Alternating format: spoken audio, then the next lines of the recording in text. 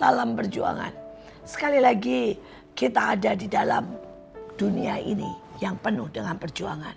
Ada peperangan, ada tantangan, ada masalah, ada juga pergumulan. Tetapi bersama Tuhan kita akan melakukan hal yang besar. Tuhan setia, Tuhan yang tahu bagaimana Dia memberi jalan keluar. Tuhan yang akan membawa kita dari satu kemenangan kepada kemenangan lain. Saya mau berkata buat setiap saudara yang hari ini sedang ada masalah, ada jalan keluar.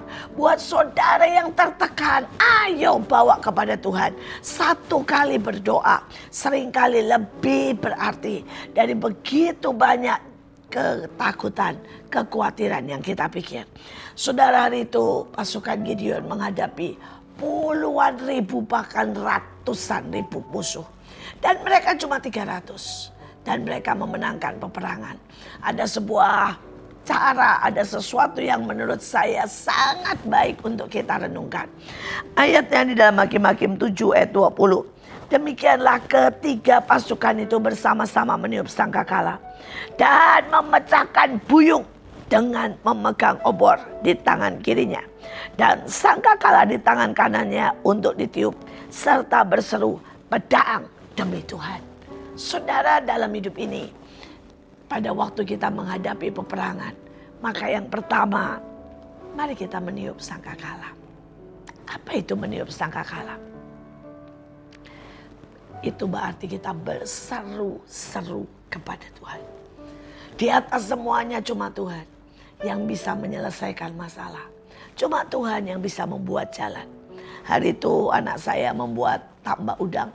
Saudara, dan tambak udang itu ada situasi yang agak unik. Yang pertama, dia ada punya lebih dari 500 SOP, saudara. Karena udang itu tidak boleh kalau misalnya saudara tidak ada oksigennya. Mereka tidak boleh kalau terlalu banyak asap dan banyak sekali. Dan setiap kali tambak udang itu air dari laut. Jadi setiap kali air berubah, air masuk, maka itu harus dimurnikan lagi, harus ditambah dan sebagainya. Tetapi yang menjadi paling bermasalah adalah kalau tempat itu banyak sekali curah hujannya. Dan hari itu anak saya sudah keliling Indonesia dan mencari tempat di mana ada banyak pantai yang tidak ada manusianya dan tidak ada hujan, jarang atau sedikit sekali. Dan akhirnya dia membuat tambak udang di situ. Tetapi begitu dia buat tambak udang, maka tiba-tiba saudara, cuaca ekstrim berganti dan hampir 2 hari sekali hujan. Maka berarti tempat itu tidak bisa dipakai sama sekali. Kerugiannya saudara kurang lebih bisa sekitar 10M. Dan hari itu anak saya cuma berkata, Tuhan, saya di titik daripada segala kegagalan. Ini uang orang bukan uang saya. Dan kalau ini hujan terus menerus, maka berarti semuanya akan gagal. Tapi begitu dia berdoa, Tuhan memindahkan hujan itu. Entah bagaimana, tiba-tiba hujan tidak pernah lagi di tempat dia. Hujan bisa di kiri dan di kanan. Hujan saudara bisa di sekitarnya. Tetapi tidak di tempat dia. Dan dia berkata, engkau dan saya boleh mengerjakan terbaik dengan sebuah kalkulasi perhitungan. Dengan sebuah cara sistem terbaik. Tetap ada faktor X. Dan faktor X ini seringkali muncul mendadak. Dan tidak ada seorang pun bisa menyelesaikannya.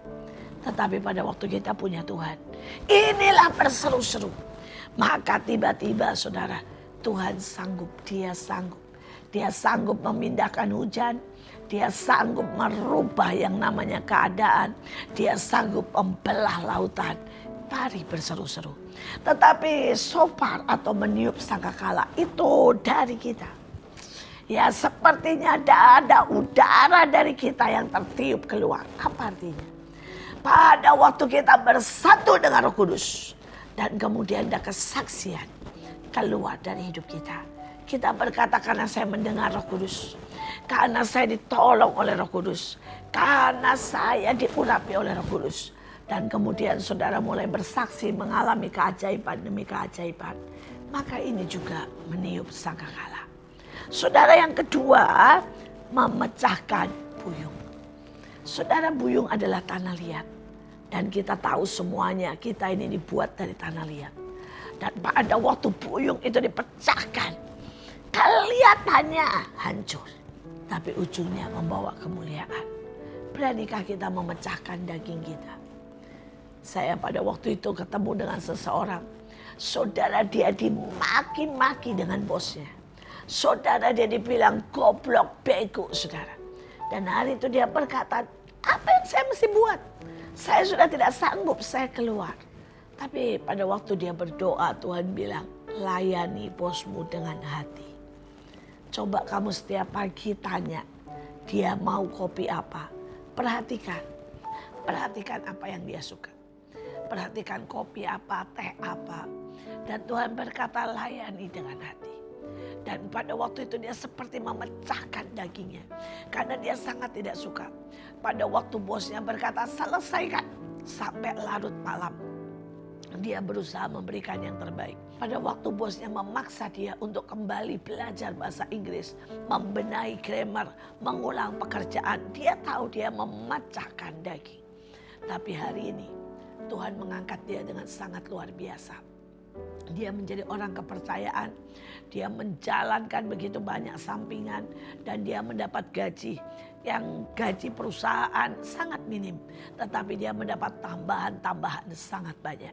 Dan dia berkata, seandainya saya hari itu tidak memecah daging saya, maka saya tidak akan menikmati kehidupan kelimpahan seperti ini.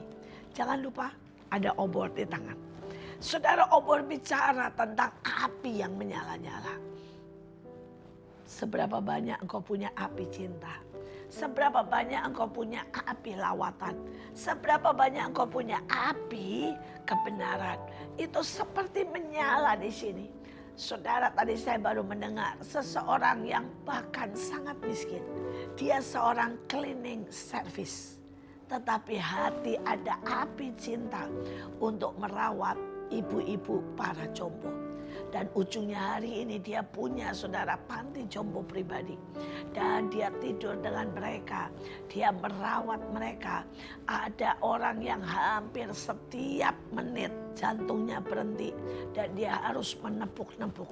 Tetapi sekali lagi, bagi yang punya hati.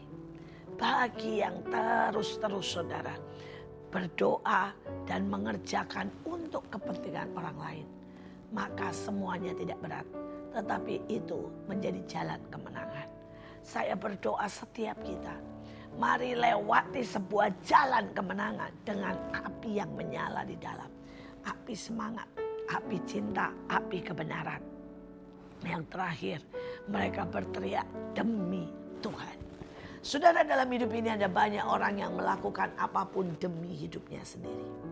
Saudara, mereka berkata, ya saya kerja karena saya mau beli HP. Ya, saya sekolah karena saya mau sukses. Saudara, bahkan beberapa berpikir, saudara, bahwa hidup soal makan dan minum.